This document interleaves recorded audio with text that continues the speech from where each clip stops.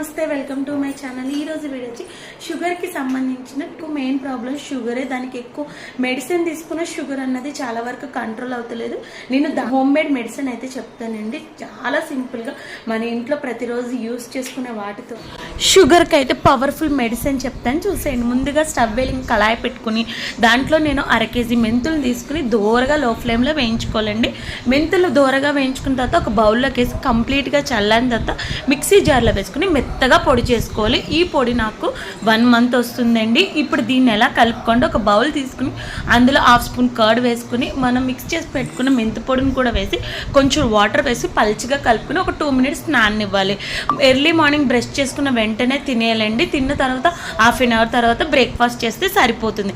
Second tip వచ్చి పెరుగు తీసుకుని పెరుగులో 1 స్పూన్ మెంతులు వేసుకుని కొంచెం వాటర్ వేసుకుని ఓవర్ నైట్ నానబెట్టి మార్నింగ్ తిన్న షుగర్ చాలా వరకు కంట్రోల్ అవుతుంది.